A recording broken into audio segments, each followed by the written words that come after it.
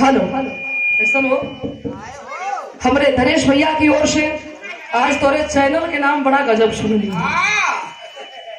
सच्चो हम पहली बार जानत थी। ये पता रहा है कि चैनल चलावे लेकिन छई हट चैनल ठीक है। सब्सक्राइबर आप लोगों को करिए।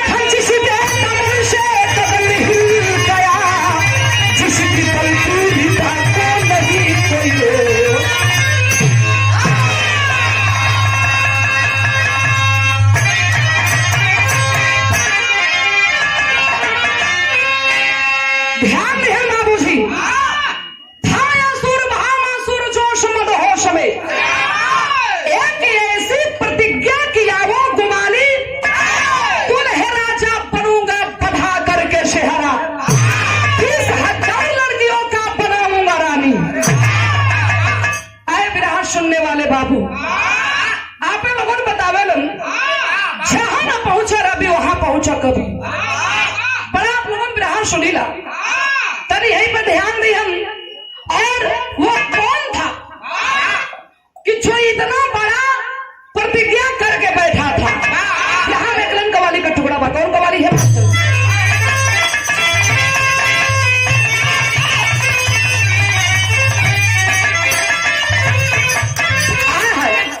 स्वर्गीय रामदेव गुरु जी लाइन के बड़ा मचल के कहा, कैसे कहा मास्टर?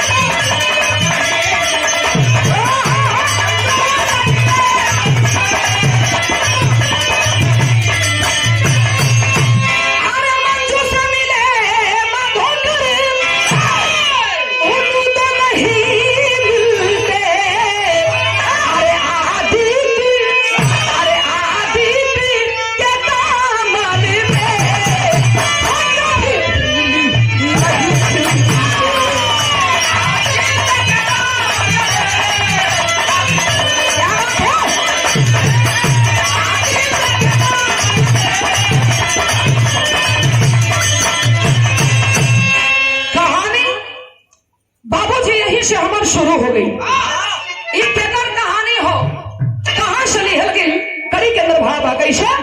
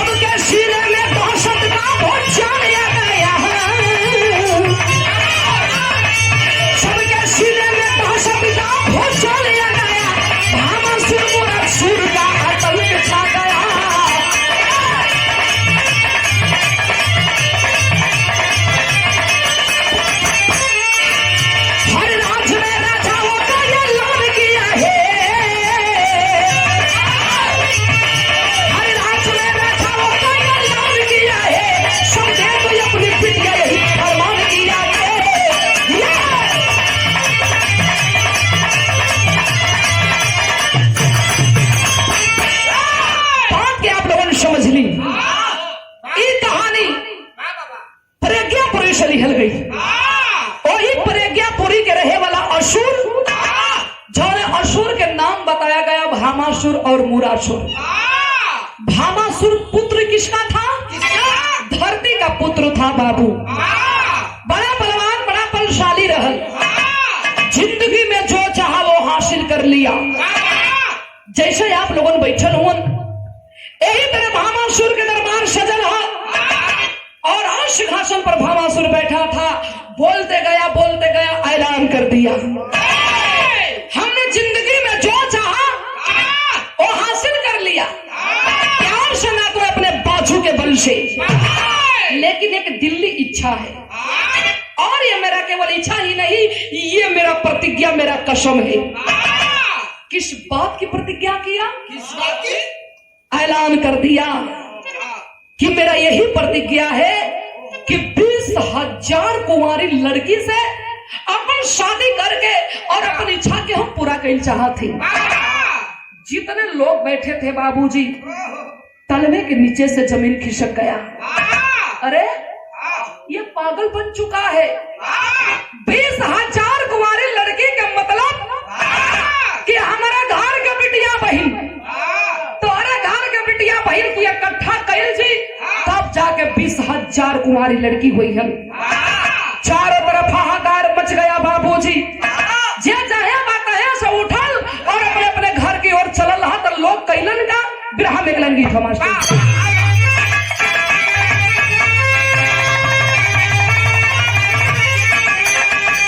कौनो दुल्ही के दुल्हा साल भर के बाद घरे आई हूँ, पति और पत्नी के प्रेम देखा। मेहरारू थरिया में पानी लेके दौड़ल है गोड़ धोए बदे, वो बेचारा मुस्कियाते है, कहे कि तोर प्रेम देख के मन तो ये करत है कि तू हमार नहीं, तोर हम धो दे। तोरे गोड़वा धो के चना अमृत बना के पी जाए। हवन हमारो पटिया में एक दुकानी हुआ, एक आदमी ऐसा न हुआ कि चना अमृत समझ के पिए लन। वो मेहरारू कहत ही कैसे मास्टर,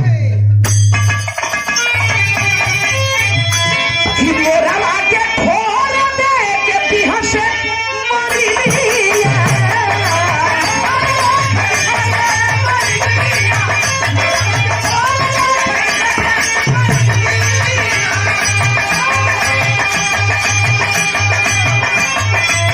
मोरा बाके फेर दे के पिहा से मोरी लिया, पिहा से मोरी लिया, निकल हो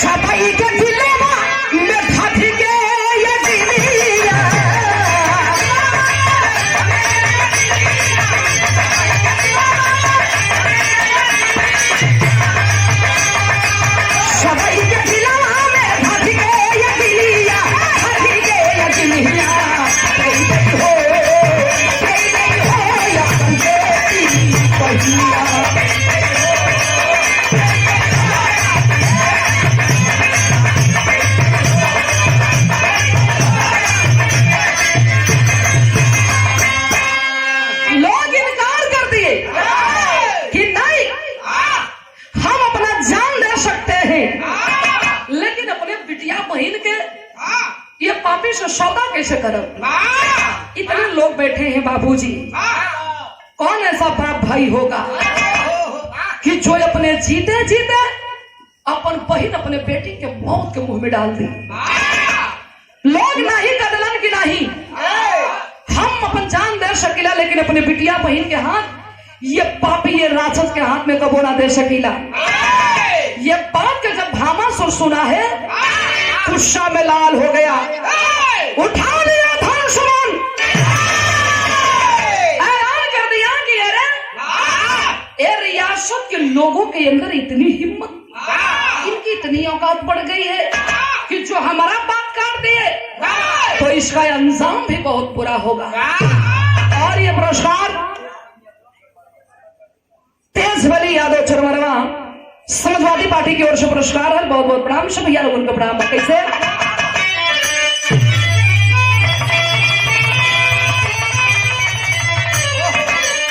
ये तरज के नमूना बा, कौन में हरारू अपने मर से कह दिया था, अरे मन कर सिलवट पेलोर हंसे कुछ भी जवानी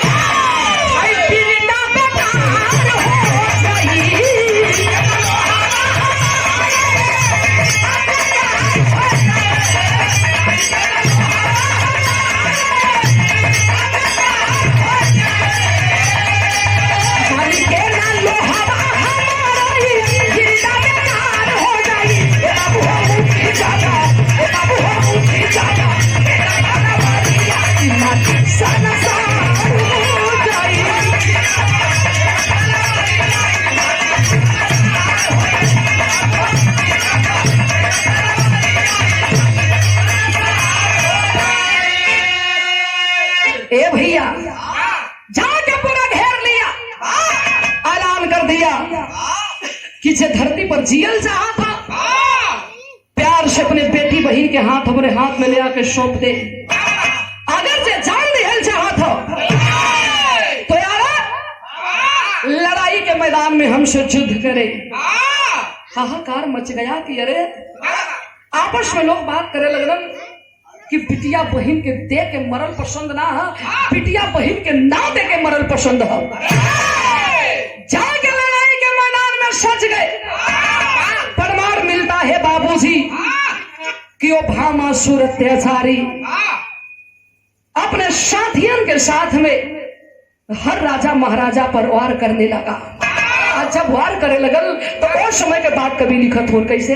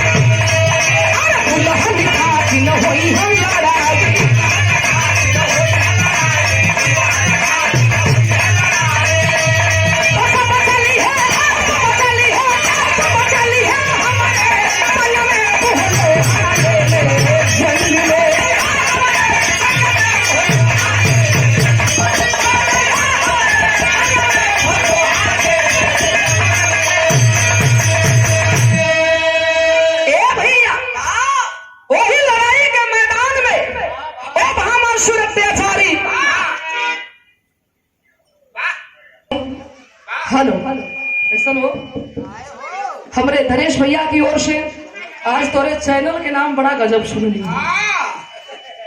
सच्चो हम पहली बार जानती हूँ ये पता रहा है कि चैनल चलावे लेकिन छई हट चैनल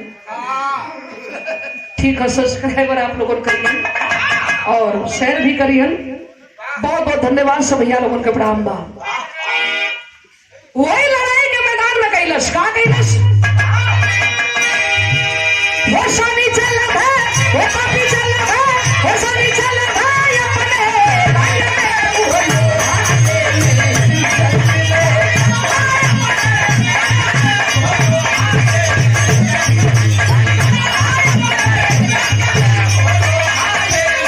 हर दुश्मन पे कर बेचढ़ाई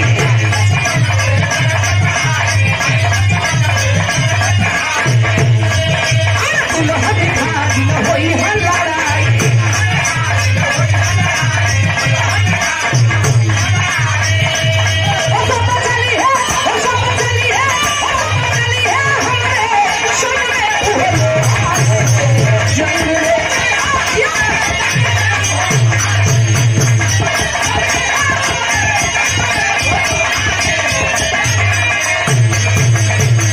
एक सौ कन्याकुमारी के बंदी बना के अपने किला में रख ले इंद्र भगवान शना बर्दाश्त भइल जाके मुरली वाले कन्हैया कृष्ण भगवान से कहते हैं कि हे कन्हैया जी ये धरती पर आपके अवतार भइल पापियन के मारे बदे अबलन के तार तार करे बदे लेकिन आपके रहते हुए भावासुर अत्याचारी 16,100 कन्याकुमारी के बंदी बना के रख ले पढ़ के जब भगवान सुनले हुन तो मने मने मुस्कियात हुन और कहलन का तेरी के अंदर भाव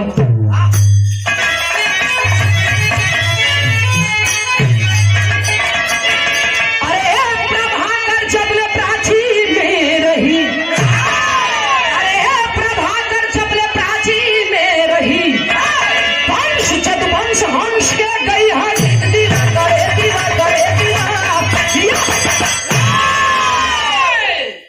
चल दिए भगवान और जाके भगवान कृष्ण कन्हैया जी समझावत हो कि अय भामासुर छोड़ दिए बेटियन के अरे अपन बल अपन जोर अपने से कोनो बढ़ियार आदमी पजमावे के चाहिए ये तो अबला चाहते लेकिन वो अहंकारी वो घमंडी अपने अहंकार अपने घमंड में चूर था भगवान के चैलेंज कर दिया भगवान कन्हैया कन्हैया अपने जगह पर होगा बड़ा हमदर्दी जागल है ना तैयाबा भगवान सोच गिलन की हो ई ना एकर घमंड बोलत हो तब चलरिया के अंदर लिखे पड़ल कैसे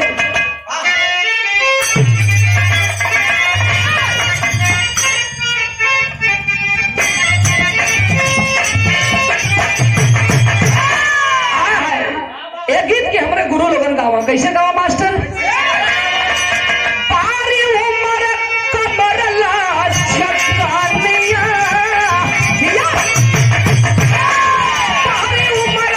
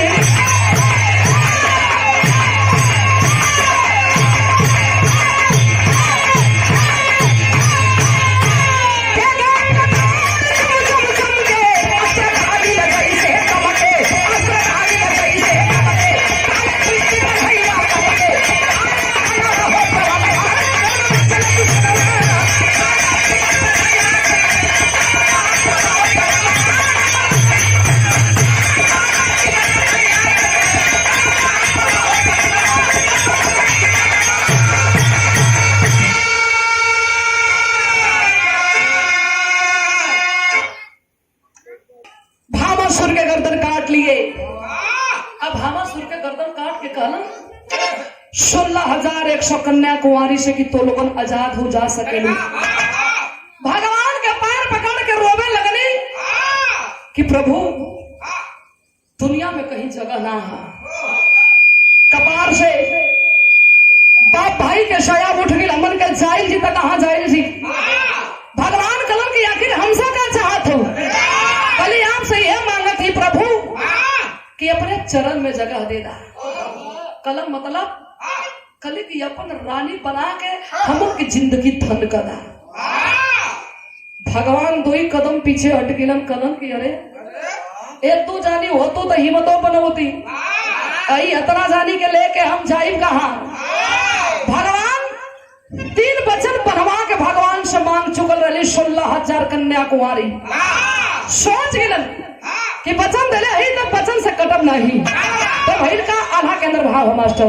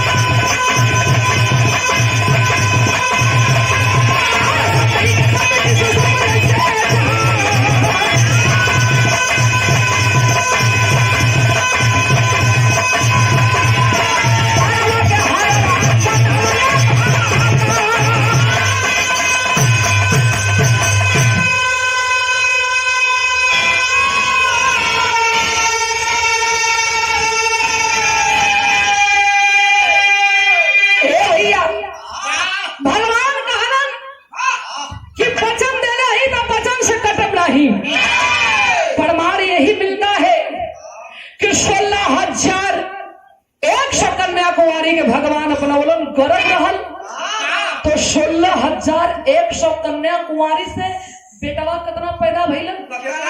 1,61,080 पुत्र पैदा भइलन और 16,108 कन्या कुमारी पैदा भइलन। बहुत जल्दी कहो है। अरे वो दुनिया के दाता हवन करे मर्जी के बेकर एक पत्ता ना हिल सकेला। अच्छा